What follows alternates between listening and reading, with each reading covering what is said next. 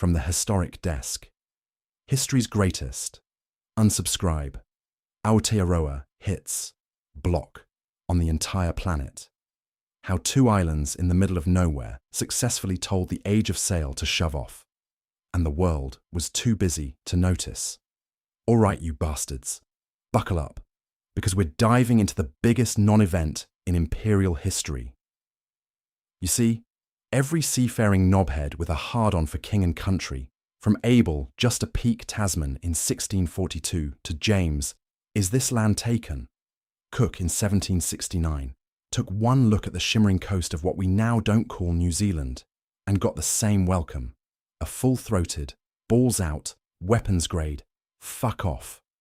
The local Maori, according to the extremely fictional Mariner's Compendium of Places, to not get your head caved in, had perfected the art of defensive hospitality to a terrifying degree.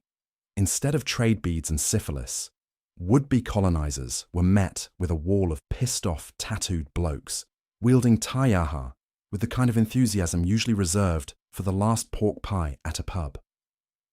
Captain Cook, a man whose entire career was basically a pub crawl across the Pacific, reportedly took one look, muttered something about the locals, not appreciating his exquisitely powdered wig, and scribbled in his log.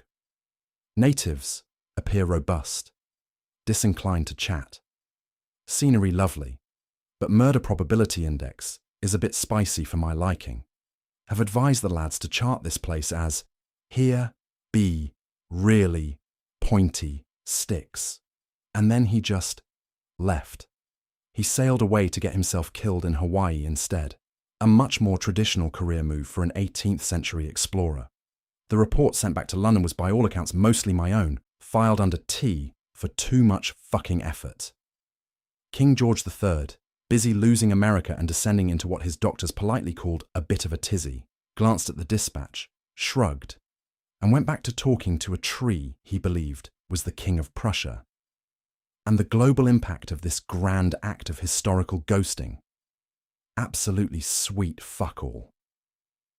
The British Empire, needing a new place to dump its pickpockets, poets, and political undesirables, just shrugged and sent them all to Australia, which became twice as loud, twice as drunk, and developed a national cricket team with a truly unholy lust for vengeance.